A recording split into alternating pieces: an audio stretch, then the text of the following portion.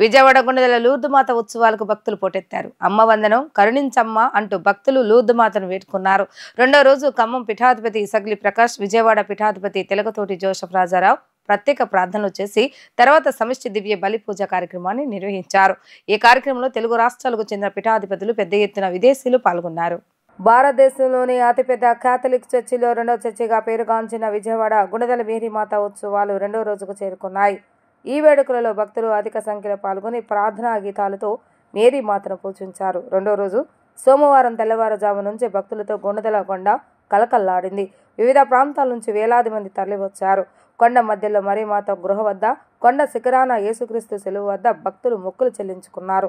అనంతరం శతాబ్ది వేడుకల పూజాపీఠంపై Vijayawada bishop Telagathoti Joseph Rajarao, Khammam పీఠాధిపతి సగిలి ప్రకాష్ తదితరులు సమిష్టి దివ్య బలిపూజ సమర్పించారు. ఈ సందర్భంగా నిర్వహించిన పలు సాంస్కృతిక కార్యక్రమాలు ఆకట్టుకున్నాయి. ఈరోజు గుణదల లూర్దుమాత మహోత్సవాలు రెండవ రోజు. గత 2 రోజుల నుంచి చాలామంది భక్తులు వస్తూనే ఉన్నారు. అనుకోకుండా శనివారం సెకండ్ సాటర్డే అవటం మూలంగా చాలామంది రావడానికి వీలైంది. అందుమూలంగా శనివారం చాలామంది వచ్చారు. అలాగే ఆదివారం కూడా. ఈరోజు మేము ఇంకా చాలామందిని ఇంకా ఎక్స్పెక్ట్ చేస్తున్నాం. వచ్చిన భక్తులందరూ చాలా భక్తితోనూ విశ్వాసంతోనూ మంచి క్రమశిక్షణతో వచ్చి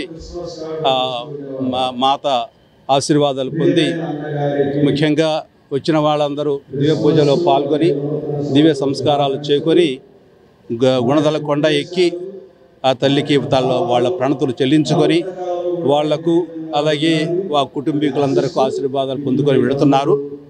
భక్తుల సంఖ్య ఎక్కువగానే ఉంది. ముఖ్యంగా ఈరోజు సాయంత్రం, రేపు ఇంకా చాలామంది వస్తూ ఉంటారు. ఇది మామూలుగా జరిగే ప్రక్రియ కాబట్టి ఇంకోసారి ఇక్కడ మన ప్రవాసులకు, ముఖ్యంగా ఎవరైతే ఈ మీడియాలో ఫాలో అవుతున్నారో వాళ్ళందరికీ మేము ఈ పుణ్యక్షేత్రాన్ని నుంచి మా ఆశీస్సులను, మరియమాత ఆశీస్సులను అందిస్తున్నాం. మీ అందరి కోసం ప్రత్యేకంగా ప్రార్థిస్తున్నాం.